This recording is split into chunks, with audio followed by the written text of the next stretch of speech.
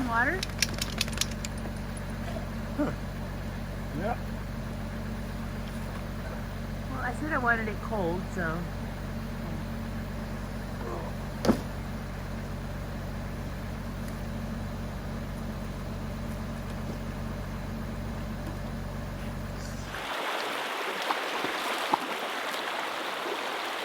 What are you doing?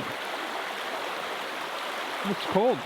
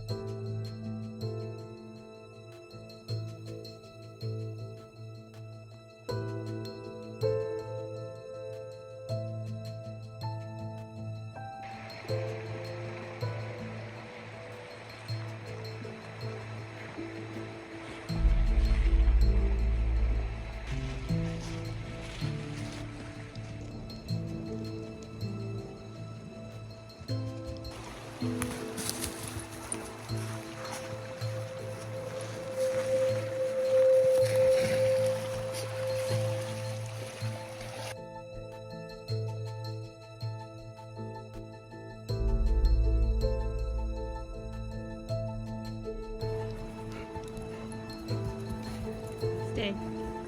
Stay.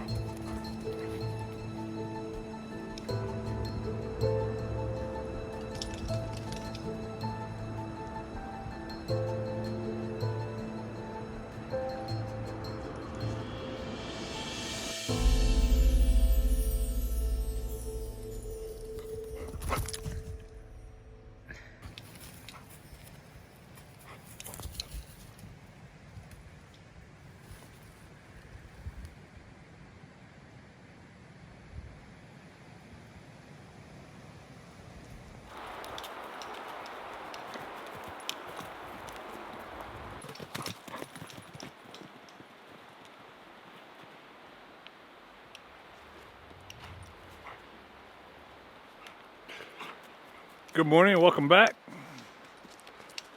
This is a pretty cool little camp spot. We're about mile 269 of the Parks Highway. We've been here for a few days. We can hear a little bit of the road, but it's not that bad. There's these cool little trails back here too. Let's go check it out. I wonder where it goes. Looks like there's ice over there. Everything's starting to freeze up a little bit around here. Winter's coming.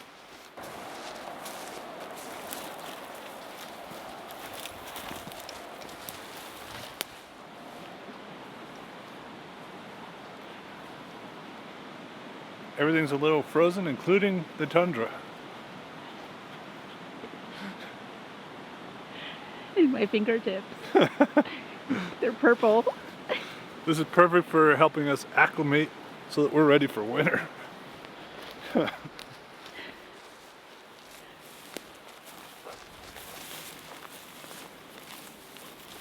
mean, even the moss has like a... Usually it's super soft and fluffy. It's like crunchy.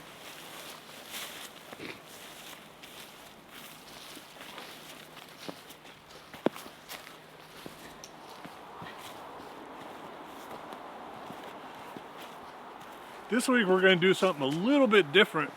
We were sitting around the campfire last night, watching the Northern Lights, and talking about what can we do to prepare for Halloween. Well, we're going to take what's called the Haunted Trail. So this is a 600-mile trip. and we're going to explore some of the haunted places throughout Alaska. Just a couple.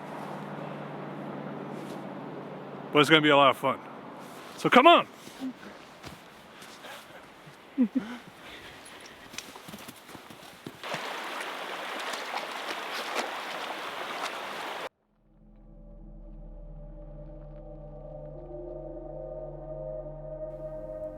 In 1896, the siren song of the Klondike Gold Rush created a mass exodus of over 100,000 prospecting migrants to the Yukon Territory in hopes of striking it rich.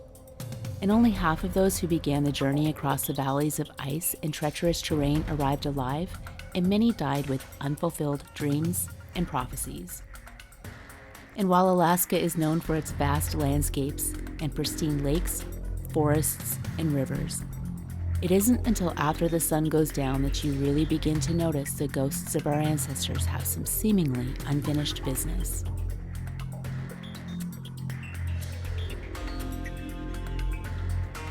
Alaska remains the last frontier, and residents endure enveloping darkness most of the year.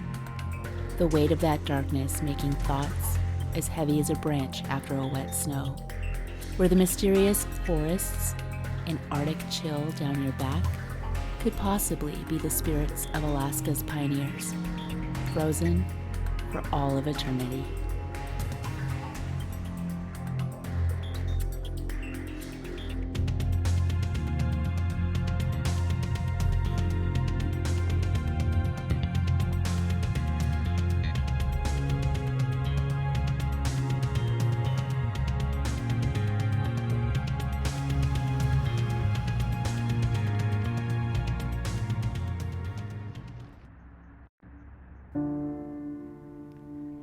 The Birch Hill Cemetery is known for its natural landscapes and folk monuments overlooking the city of Fairbanks, Alaska. Although the city's landscapes may have changed since 1938, the history on the hill can never be changed.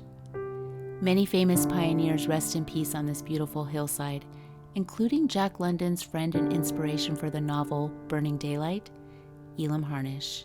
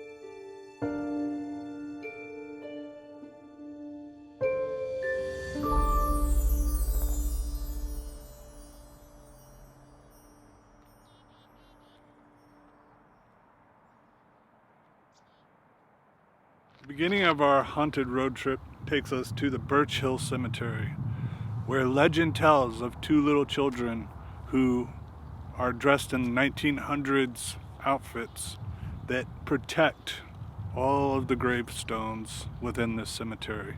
You may wonder why we're not here after night. It has been vandalized recently, so the only time we can come is during the day. So we wanted to show how beautiful this cemetery is, and if you came here at night and looked up on the hills, maybe you'd see the two little children from the 1900s running around and protecting those who rest in peace.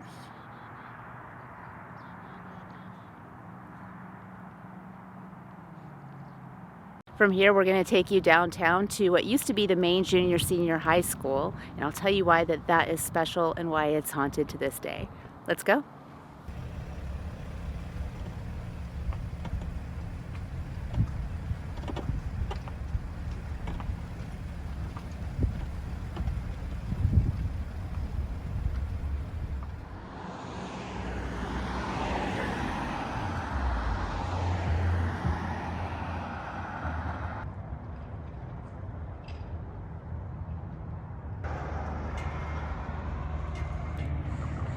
It's appropriate that this building is now the city hall. This used to be called the main junior senior high, and my grandmother used to be the principal here.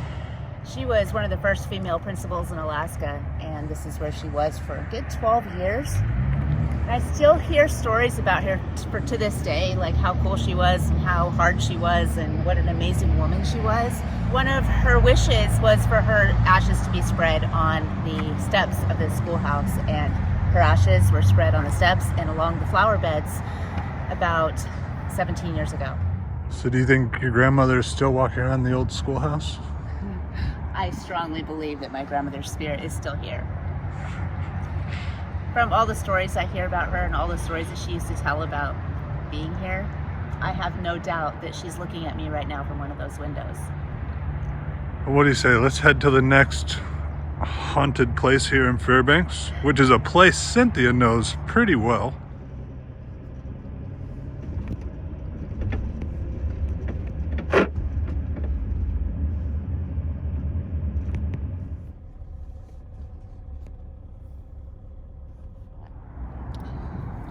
The Westmark Hotel here in Fairbanks is another extremely haunted location.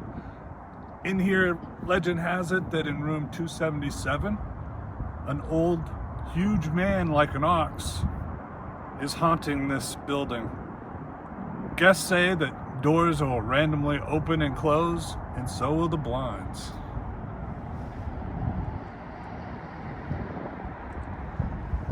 I don't see any blinds opening and closing right now. Quarter mile, turn left onto Noble Street.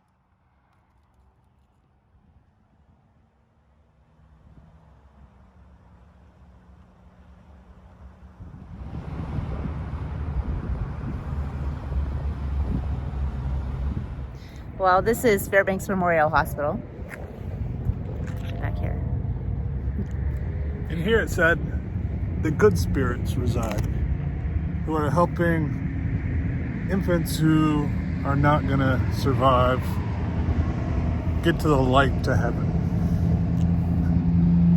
They also say that in empty rooms here, you can hear babies crying continuously. That concludes our Fairbanks portion of the haunted road trip. And now we're gonna head to a place a little bit further south in the little town of Nenana.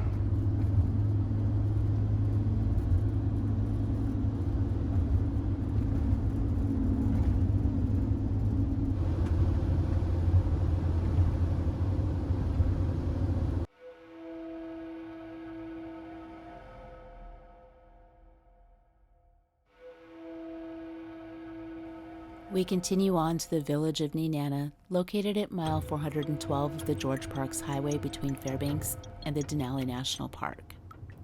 The word Nenana is Athabascan for a good place to camp between two rivers. In 1905, the area was established as a trading post, and after the Alaska Highway was built and President Harding drove in the Golden Spike, the population grew to over 5,000 people. And today, only about 300 remain. The drive through this hidden gem of a town is a grim reminder that we are all haunted, each and every one of us, both by the things that we can see, feel, and touch, and the things we can't, because we also create our own ghosts and haunt ourselves.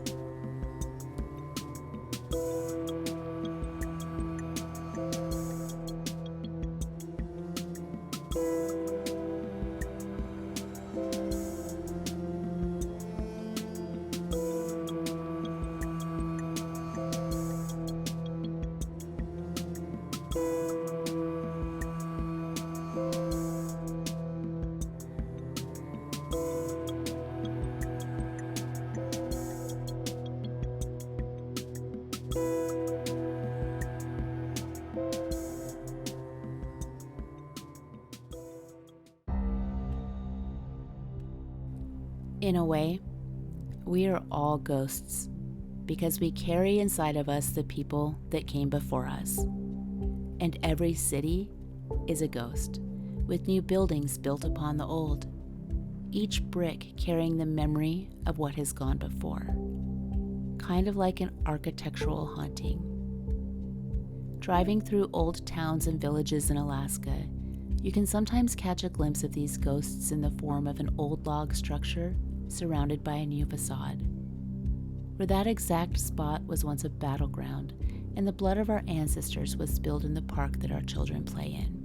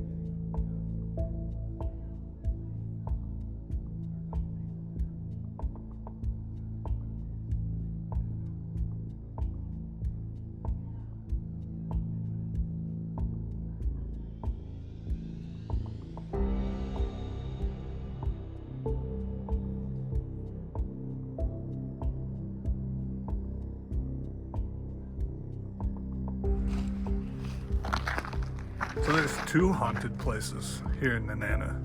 Number one is across the street there at Moocher's Bar. And there's a lady that goes in there and plays a jukebox and opens and closes the doors. The bartender confirmed that he's experienced it. The second place is here at the railroad depot. And the lady actually goes up to the upstairs window and looks out and watches for bar patrons to start entering the bar. And then we'll come to the bar and play the music. Kind of interesting story.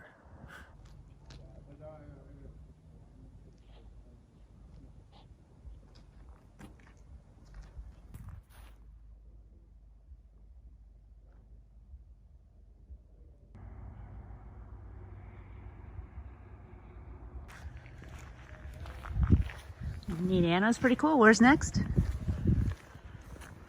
Somewhere to camp. And then I think we should tell our own ghost stories. Sounds good. Yeah, like straight alcohol, which I literally all I had today, beer and some expired candy. Alright, so pretty much in this bar, you'll see, so the bathroom used to be on the other side of the bathroom over here, and there used to be jail cells. Those bathrooms are jail cells. What? Well, so he said he heard the bathroom door open every now and then. Oh, wait, the bathroom door will open like in the middle of the night. So it gets from like 12 the door, and then you'll see like shadows moving across over there by the end of the bar. And then there's a little girl supposedly here, which makes sense because you can get your clothes pulled. I've had my clothes pulled.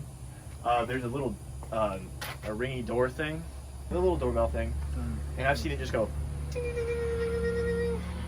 And to this day, I've never been so scared in my life. Actually, except for the back room in the back. And the presence, if you go back there and just stare at that thing, you could feel something staring back at you. And I refuse to go over there. Because I lived in the back over here. The back of the house doesn't really have much thing, just a door slamming because an old man died there. But, yeah, there's supposed to be a little girl, two old guys. It's the guy, there's a picture of a guy on a ship. That's supposed to be him. Those places at night, 3 to 5 in the morning, gets really scary.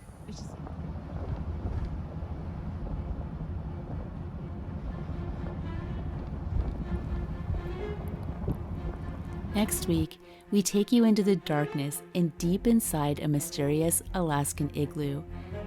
We also take a cruise through downtown Anchorage and end up in an area of Alaska known as the Alaskan Bermuda Triangle, where thousands of people go missing every year. But for now, I'll leave you with the words of Jack London to carry you through the week. We want to live and move, though we have no reason to, because it happens that it is the nature of life to live and move, to want to live and move. If it were not for this, life would be dead. It is because of this life that it is in you that you dream of your own immortality. Thank you for hitting that like button and subscribing. And as always, stay happy, healthy, and safe, and we'll see you again soon.